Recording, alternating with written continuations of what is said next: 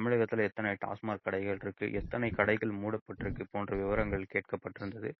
இதற்கு விளக்கம் குடுக்க முடியாது, தகவல் குடுக்க முடியாது அப்படின்ற மாதிரியான ஒரு பதில் குடுத்திருக்காங்க. நீங்க எப்படி பார்க்குறீங்க? வணக்கம். இப்ப ஆட்சிக்கு வந்தப்பறம் இவங்க எப்படி பண்றாங்கிறதுக்கோசரம் பொறுப்புள்ள ஒரு சமுதாய தலைவர் அவருக்கு சொல்லலாம். அந்த ஆர்டிஐ பெட்டிஷன் போட்டவர் அவருக்கு மரியாதை கொடுக்கணும். ஏன்னா ரொம்ப அக்கறையோட டக்குன்னு என்ன பண்ணிட்டாரு, கரெக்டா இந்த இவங்க 10ஆம் தேதி 10/5/2026 ஆட்சி பொறுப்புல இருக்கிறாரு. அன்னைக்கு போட்ட முதல் கையெழுத்து மாண்புமிகு முதலமைச்சர் என்ன சொல்றாரு, 717 டாஸ்மாக் கடைகள் கல்வி நிறுவனங்களுக்கு அருகிலும் வழிபாட்டு தலங்களுக்கு அருகில் இருக்கிறது மூடப்படும், படிப்படியாக குறைச்சிட்டு வந்துடும். இதான் முதல் கையெழுத்து. அடுத்தது உரிமை தொகை 2500 கொடுக்கும்போது 1000 தான் கொடுக்க முடியும் பெருக்கிற நிலைமை. அப்படி அது மாதிரி சொல்லி 2-3 போட்டார், அவ்வளவுதான். அப்புறம் மின் கட்டணத்தை மாற்றி அமைக்கிறது, அது சொன்னது ஒண்ணு செஞ்சது ஒண்ணு, கையெழுத்து போட்டார். ஏதோ அதான் இன்ட்ரடக்ஷன். அப்ப ஒரே ஒரு பவர் சென்டர் தான் இங்க, வேற யாரும் கிடையாது அப்படின்னு பேசினார். இதெல்லாம் கேட்டதுக்கு அப்புறம் தான் சரி 10ஆம் தேதி இவங்க ஆட்சியில உட்காந்துட்டாங்க, நம்ம ஒரு பாப்போம் சொல்லிட்டு ஒரு பொதுஜன மரியாதைக்காரங்க என்ன பண்றாங்க, ஒரு ஆர்டிஐ பெட்டிஷன் போடுறாங்க. RTI petition 5/6/2026. இந்த இடத்துல நம்ம சொல்ல வேண்டியது, ஏன் ஆர்டிஐ பெட்டிஷன் இந்த சட்டம் வரத்துக்கு காரணம் என்னன்னாக்க, எஜமானர்கள் வாக்காளர்கள் இவங்க ஏஜென்ட் தான், முகவர்கள் தான். இந்த எம்எல்ஏக்கள் மந்திரிகள் யாரா இருக்கட்டும், நம்ம டாக்ஸ் பணத்தை நம்மளால தேர்ந்தெடுக்கப்பட்டு நம்மளுடைய டாக்ஸ் பணத்தை அவங்க சம்பளமா வாங்குறாங்க. அதான் இந்த இந்திய அரசியலமைப்பு சட்டத்துல ஏன் டாக்ஸ் பணத்தை கொடுக்குறேன், நீ எங்க பணத்தை என்கிட்ட சம்பளம் வாங்கிட்டு எனக்கு ஒண்ணுமே செய்யாம கொடுறாங்க. இப்ப கதறல் ஓடுது, இளைஞர்கள் துடிதுடிப்பா இருக்காங்க. ஏன்னா எல்லாம் முக்கால்வாசி இந்தியாவில லிட்ரஸி பாத்தீங்கன்னா எல்லாம் சாதாரண இடத்துல கூட ஃபர்ஸ்ட் கிராஜுவேட்டுங்கிற நிலைமை வந்துருச்சு. சோ அவங்க குழந்தைங்க கூகுள் தட்டி படிக்குது. நீ 18 வயசு ஆகலாம், இன்னும் நீ மேஜர் கிடையாது, பெரியவன் கிட்ட சொல்லாதன்னு ஒரு அண்ணாவை கேள்வி கேட்குது, ஒரு தங்கச்சி கேட்குது, ஒரு 10 வயசு 8 வயசு குழந்தை. அந்த அளவுக்கு அவங்களுக்கு புரிதல் வந்துருச்சு. அதனால இதை புரிஞ்சுக்கிட்டதுனால ஒரு வெளிப்படை அப்பெல்லாம் இந்த காலத்துல இல்லாத தகவல் அறிவு சட்டத்தை கொண்டு வராங்க. அந்த தகவல் அறிவு சட்டத்துல வெளிப்படைத்தன்மை இருக்கணும், பொய் சொல்லக்கூடாதுங்கிறது முக்கிய கண்டிஷன். அதுல பொய் சொல்லி ஏதாவது ரிப்ளை வந்தானாக்க அவங்க பர்ஜுரிங்கிற இது மாதிரி தண்டனை பெறுவார்கள் அந்த அரசு அதிகாரிகள். அது ஒண்ணு.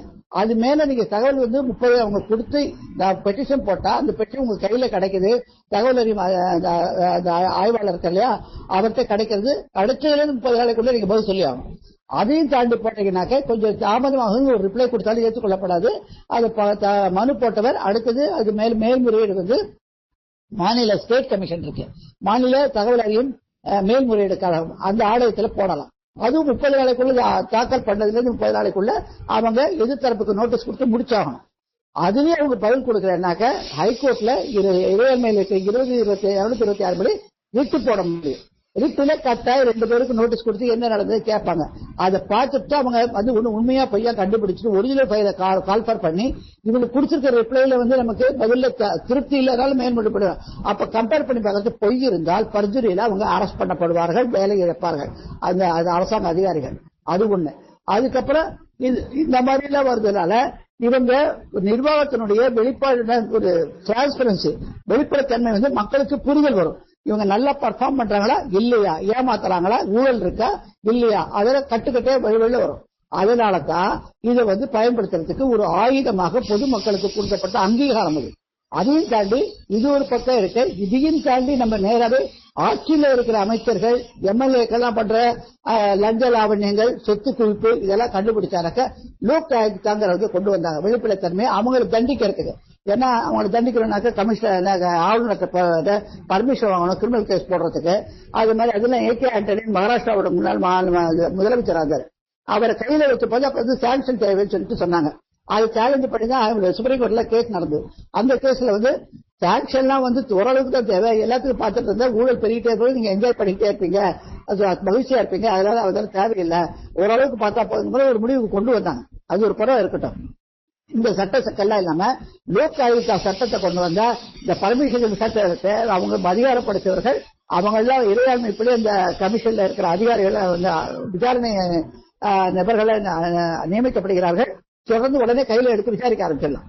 அப்படிப்பட்ட ஒவ்வொரு மாநிலத்திலும் லோக் ஆயுக்தா வரணும் சொல்லி அந்த சட்டத்தை கொண்டு வந்து அதுக்கு போராட்டம் நடத்தியது திரு அண்ணா ஹசாரே சமூக ஆர்வலர். அவரோட டெல்லியில ஆம் ஆத்மி கட்சியினுடைய தலைவர் அந்த கேஜ்ரிவால் முன்னாள் முதலமைச்சர் அவர் தான் இருந்தார். ஆனா அவர் அந்த போராட்டத்தில் இருந்துட்டு கடைசியில் அவரே கட்சி ஆரம்பிச்சு ஊழலை சுற்றி பலவித செய்திகள்லாம் போயிட்டு இருந்த கைதானதெல்லாம் அது ஒரு சோ அடுத்த ஸ்டெப்பா கொண்டு வந்தாங்க.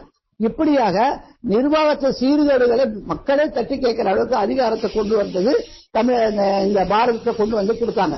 அப்பதான் நம்ம வந்து அவங்களோட செக் பேலன்ஸ் வைக்க முடியும். அந்த மாதிரி விதத்தான் இன்னைக்கு ஒரு காசியப்பங்கிற காசி மாயங்கிறவர் வந்து ஒரு பெட்டிஷன் போடுறாரு. அவர் வந்து இங்க அயப்பாக்கம் சென்னையை சேர்ந்தவர். அவர் வந்து நான் குறிப்பிட்ட தேதி மாதிரி 5/6/26 போட்டு அவங்க பதில் கொடுக்குறாங்க. ஆனா அவங்க கொடுத்தது 19/5/2026 10ஆம் தேதி ஆட்சி அமைக்கிறாங்க. அனௌன்ஸ்மெண்ட் 717 கடையை மூடுவேன்ட்டு இவர் 19ஆம் தேதி போடுறாரு. அது வந்து இந்த தகவல் ஆணை வந்து அந்த அதிகாரி வந்து 20ஆம் தேதி 21ஆம் தேதி பெற்றிருக்காங்க. அதுல இருந்து இப்ப நம்ம கேள்விகளை பார்க்கணும். என்ன கேள்விகள்? தமிழ்நாடு முதல் கேள்வி நல்லா பாருங்க. தமிழ்நாட்டில் மொத்தம் உள்ள டாஸ்மாக் மது கடைகளின் மொத்த எண்ணிக்கை பற்றி தகவல் வழங்கும். Total number of TASMAC shops in Tamil Nadu, அதான் இங்கிலீஷ்ல சொல்லலாம். அப்ப அதுக்கு என்ன பதில்? கோப்பு நிலுவையில் உள்ளது, எனவே தகவல் வழங்க இயலாது. என்ன கோப்புங்க? இன்னைக்கு சொல்றீங்க 717 முடிப்பு ஒரு நம்பரை சொல்றீங்க. அப்ப மொத்த நம்பர் உங்களுக்கு தெரியுமில்ல, அது என்ன கோப்பு? கடை அதிகப்படுத்திருக்காங்களா நம்பரை காட்டுறது கோப்புக்கு? கோப்பு எப்பங்க வரும்? கோப்புங்கிறது யாராவது ஒருத்தர் பெட்டிஷன் போட்டு அது ப்ராசஸிங் நடக்கிறது கோப்புங்கிறது. இந்த இடத்துல கோப்பு எவ்வளவு நம்பர் தெரியும். கூகுள தட்டில அந்த பதில் இருக்கும். இருந்தாலும் அவங்க வாயில இருந்து வர வைக்கணும். உண்மை தமிழ் கொடுக்குறாரு. அதுக்கு கோப்புல நிலுவையில் இருக்குதான்.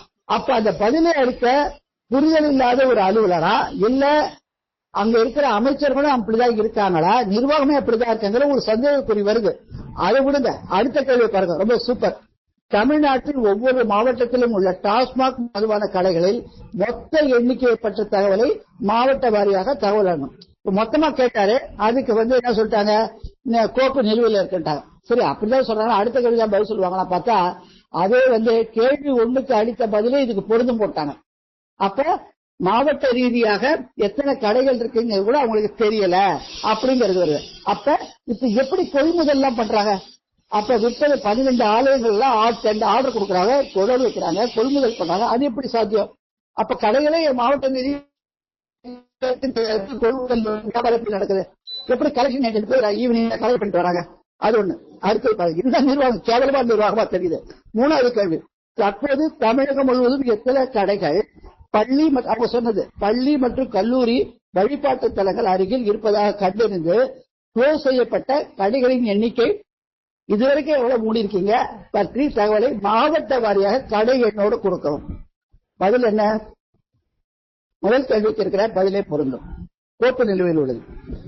அப்ப டெய்லி உங்களுக்கு ஒவ்வொரு மாவட்ட ரீதியாக இங்க சென்னையில இருக்கு அந்த ஆபீஸ் இயக்குனர் இருக்காரு, அந்த டைரக்டர் மேனேஜிங் டைரக்டர், அவருக்கு டெய்லி என்னென்ன நடக்குது நிர்வாக கலெக்டிங் இருக்கு. அதுக்கப்புறம் எவ்வளவு சப்ளை ஆச்சு, கொடர்ல எவ்வளவு லோடிங் ஆச்சு, எவ்வளவு கொள்முதல், அதெல்லாம் டேட்டா வருது இல்ல கம்ப்யூட்டர்ல, அதை வச்சுதான் பிடிச்சாங்க பல வழக்குல. அப்ப இது வந்து இப்படி கோப்பில் இருக்கு எப்படி சொல்லுவாங்க? அப்ப எத்தனை மூடி இருக்காங்கிறது வந்து தகவலே இல்லையா? அப்ப எதுக்கு சொன்னாங்க? சென்னையில 2, அப்புறம் இங்க 2, 4 மாவட்ட ரீதியாக கணக்கு கொடுத்தாங்க. அப்ப எது பொய்யா? அப்ப தகவல் அறிவு சட்டங்கிறது வெளிப்படைத்தன்மை. இதுல கோப்பு அதே ஃபர்ஸ்ட் கேள்வியே கோப்பு, அதே தான் பதில் வருது. இதை தயவு செய்து சகோதரர் ஒரு கேள்வி வைக்கிற, ஒரு வேண்டுகோள் வைக்கிறேன். இதை நீங்க பொது தளத்தை போட்டாகணும், இல்லைன்னா நம்ம பொய் சொல்றதா இருப்பாங்க. மேற்படி கடைகளில் பணிபுரிந்து வந்த பணியாளர்கள் எண்ணிக்கை கடை வாரியாக தெரிவிக்கவும்.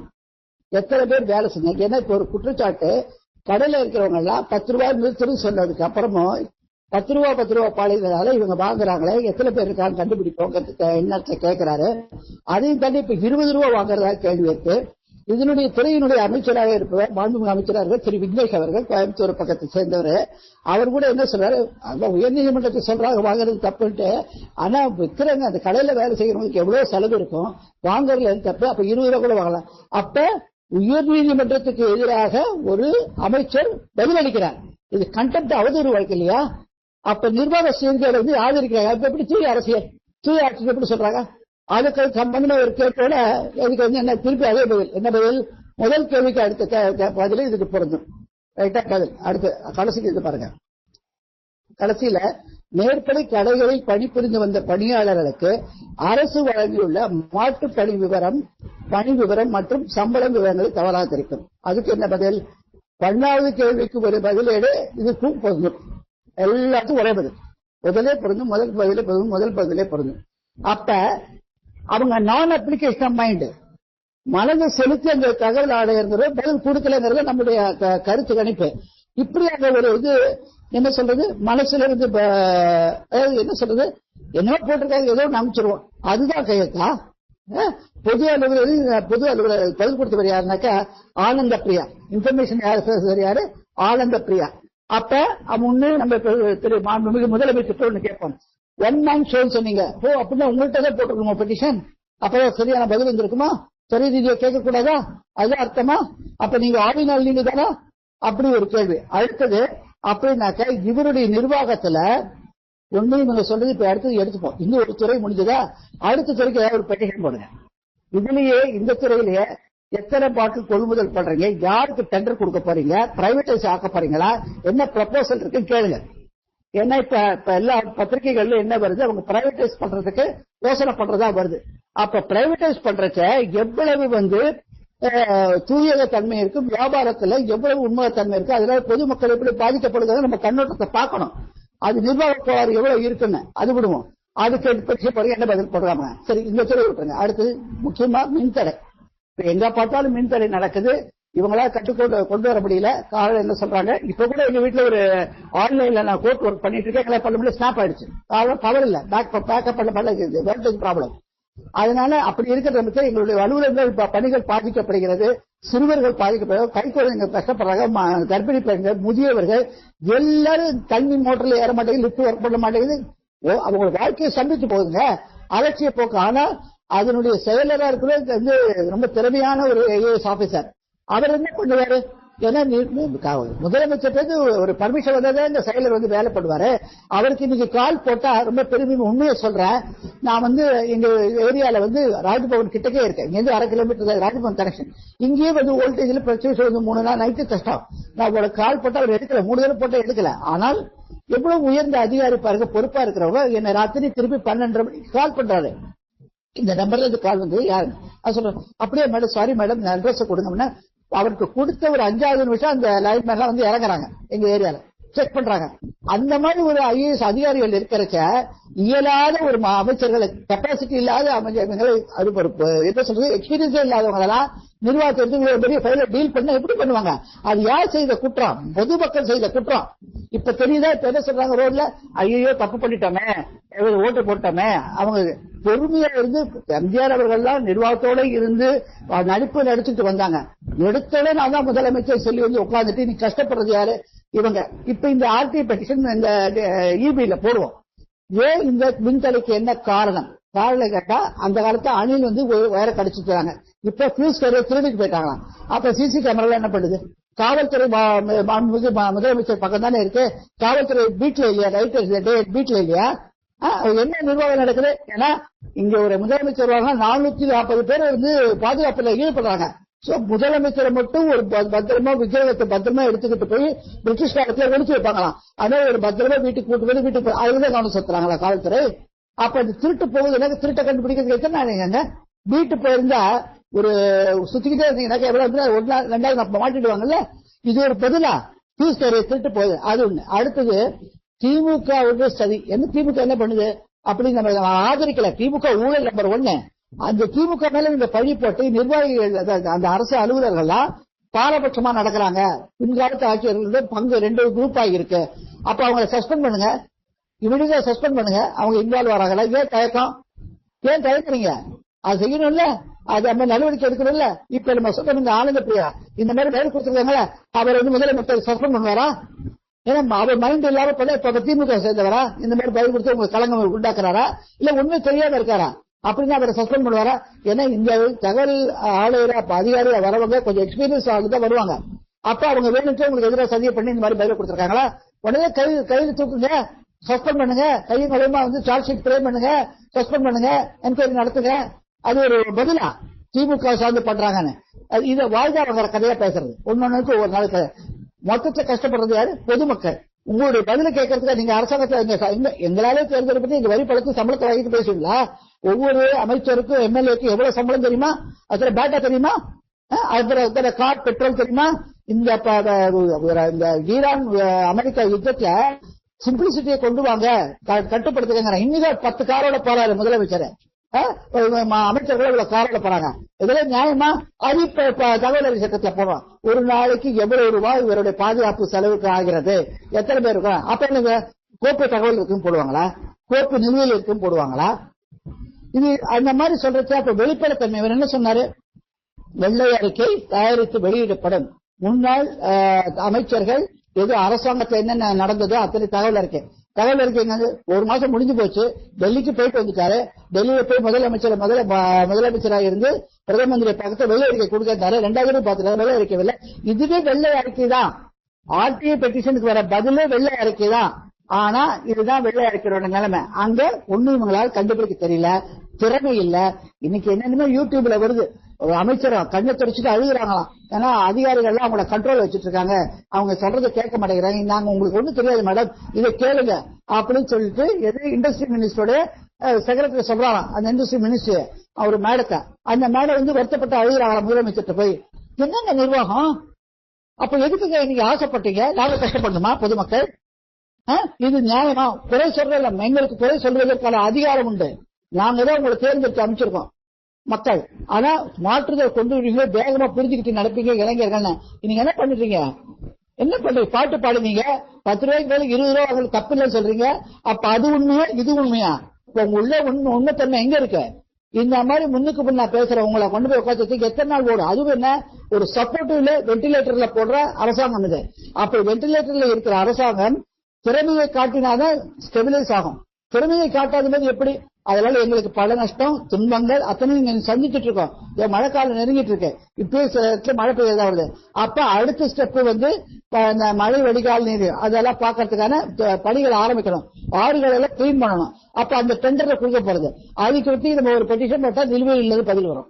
சோ இந்த மாதிரி, அதாவது முன்ன திமுக அரசுல கூட நானா போட்டிருக்கேன், பெருமையா சொல்ல, பயப்படுத்து நாங்க பண்றது பயன்படுத்தி போறாங்க. அட்வொகேட்கள் டாயில போல பதில் வருது போட்டிருக்கேன். இந்த மாதிரி போட்டா பதில் வராது போட்டிருக்கேன். அப்ப என்ன, உங்களுக்கு பணி செய்ய தெரியலையா, இல்ல மறைக்க பாக்குறீங்களா? ஊழல் நடக்குதா? வெளியில தெரிஞ்சிருச்சுன்னா, நீங்க சகோதரர் இப்ப சொன்னீங்களா, வெளியில தெரிஞ்சிச்சுனாக்க வேற விதமா எடுத்துட்டு போயிடுவாங்கிற பயமா இது? அப்பலே இந்த 4 வகையான இருக்கு. எந்த 4 வகையா இருந்தாலும் சரி, இது வந்து டாஸ்மாக் துறையில தான் முன்ன திமுக அரசுல அதனுடைய முன்னாள் நிதியமைச்சர் 30,000 கோடிக்கு மேல சொல்றாரு. நாங்க வெள்ளை அறிக்கை கொடுத்து நாங்க வெளிப்படைத்தன்மையா அரசாங்கத்தை நடத்துவோம். ஆனா இதுலயே வெளிப்படைத்தன்மை இல்ல. இதே வெள்ளை அறிக்கைதான், ஆர்டிஐ பெட்டிஷன் வெள்ளை அறிக்கைதான், வெளிப்படைத்தன்மை இல்ல. அப்ப என்ன நடக்குது அங்க? 4 பேருக்கா ஒரு மக்கள் ஒருத்தர் தான் இருந்தாரு. அப்ப அங்க இன்னொரு கேள்விகள் வந்து, அவருக்கு வேண்டப்பட்டவர்களா, அவருக்கு ரைட் இருக்கு, ஒரு தனிப்பட்ட சலுகைகள் இருக்கு.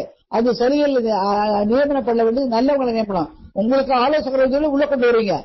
அப்ப நீங்க பவர் சென்டரா இல்லாம இருக்க மாட்டீங்க, இருப்பீங்க சொன்னீங்க. வேற பவர் சென்டர்ல உள்ள, அப்ப திமுகவுடைய நிலையாக பயணிக்கிறாங்க. தம்பி திமுகங்கிற ஒரு கட்சி, அதனுடைய தம்பி கட்சி தான் தாவேகா.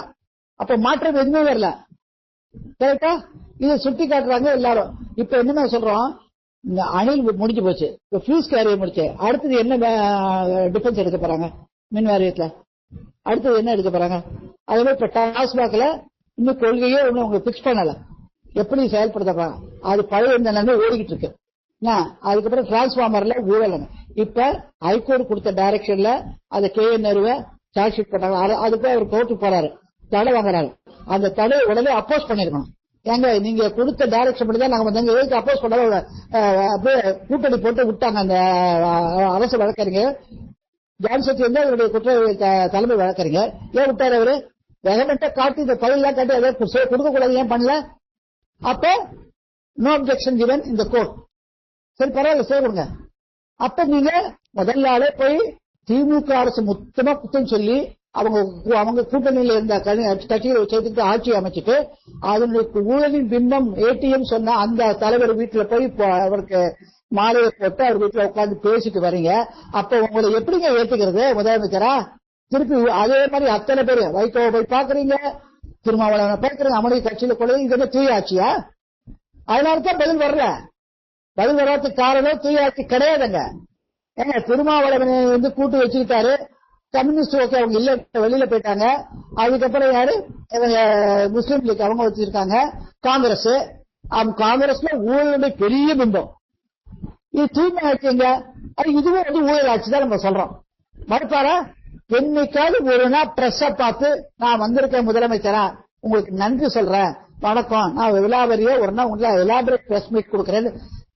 ஜனநாயகத்தின் 4வது தூண் பத்திரிகை துறை அதை பார்த்து பேசியிருக்காரா? ஒவ்வொரு முதலமைச்சரும் பேசணுங்க, ஏன் பேசல? அப்ப எல்லாரும் சோசியல் மீடியா நெட் ஸ்டாப் ஆகுது, எவ்வளவு ஃபாலோ பண்ணுவான் ரைட்டா? அதனால மக்களை துச்சமா மதிக்கிறீங்க, ஒரு மோகத்துல போட்டாங்க. இப்ப கஷ்டப்படுறது யாரு? மக்கள் தான் அப்படின்னு பல வாரியா மக்கள் பேசுறாங்க. கீழே இறங்கி போலாம். ஏன்னா கரண்ட் இந்த காலத்து முக்கியமான சமாச்சாரம். வயல் வழியில ஆட்டோ மும்மணி மின்சாரம் தடையில்லாத ஊழியர்கள் குரல் கொடுக்குறாங்க. அவங்க திருப்தியா இல்ல. இப்ப ஹாஸ்பிட்டல்ல கரண்ட் போறது அங்கேயும் பேக்கப் இல்லாம ஒரு பெரிய ஹாஸ்பிட்டல்ல பிரைவேட் ஹாஸ்பிட்டல்ல ஒரு பிரச்சனை ஓடிச்சு. அப்ப என்ன சொன்னாரு அந்த துறை அமைச்சர், அவங்க பேக்கப் ஃபெயிலியர் ஆயிடுச்சு. இவர் பாலாஜி செந்தில் பாலாஜியோட கேவலமா இருப்பார் போல இருக்க. மைண்ட் அப்ளை பண்ணல அவரு. ஏன்னா அவர் 3 கட்சி தாவிடவர். முதல்ல ஒரு கட்சியில இருந்தாரு, தேசிய கட்சியில. அங்க என்ன நடந்தது தெரியல. அதே அதிமுக கட்சிக்கு போனாரு, அங்க இருந்து இங்க போனாரு. அப்ப இவருக்கு என்ன இது இருக்கும்? அதாவது அவங்க வியாபார நோக்கத்தோட தான் இருக்காங்க. நான் ஒண்ணு சொல்றேன், யாரும் தப்பா நினைக்க கூடாது, உண்மைதான். அரசியல் தெரிந்து நிர்வாகம் தெரிந்த ஒருத்தரை நீங்க முதலமைச்சர் ஆக்கினாதான் நமக்கு பலன் கிடைக்கும். சினிமா நடிகர்கள் என்னத்துக்கு வராங்க? சினிமாவில் நடிச்சவங்க ரிட்டையர்மெண்ட்டுக்கு அப்புறம் என்ன பண்றாங்க? அவங்களுக்கு வேற விதமான ஒரு சம்பாத்தியம். ரசிகனுடைய பணத்தை வாங்கி டிக்கெட்டை வைக்கிறதுக்காக அவங்களுக்கு சம்பளம். அப்ப அவங்க எப்படி சேவை மனப்பான்மையில இருப்பாங்க? எப்படி கவனிப்பாங்க? ஆசை இருக்கலாம் சேவை செய்யணும்னா, ஆனா அது தன்னை ஃபுல்லா நல்லா தயார்படுத்திக்கணும். விஜயகாந்த்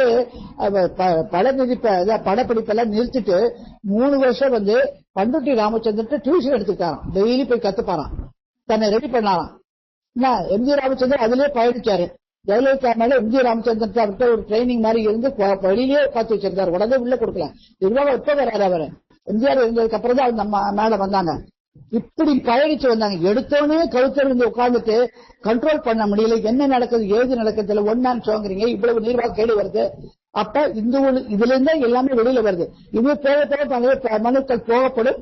அதாவது போறது இனிமே நம்ம டைரக்டா சீஃப் மினிஸ்டர் தான் போடணும், அப்பதான் பதில் வரும் இருக்கு. ஒன் மேன் சொன்னேன், ஏன்னா நம்ம அமைச்சர்கள் தெரியல. அதனால அடுத்த பெட்டிஷனை நம்ம போடுவோம், என்ன பதில் வந்து போலாம். இதே ஸ்டீரியோ டைப் பதில் வந்துச்சுனாக்க இந்த அரசாங்கம் ஸ்தம்பித்து விட்டது, 0 அப்படின்னு மக்கள் சொல்ல ஆரம்பிச்சிருவாங்க. இதுதான் உண்மையான தன்மை. குத்தம் சொல்றேன்னு நினைக்கவே வேணா, எங்க குமரில் வைக்கிறோம் அப்படிங்கறத பதிவு செய்யறோம்.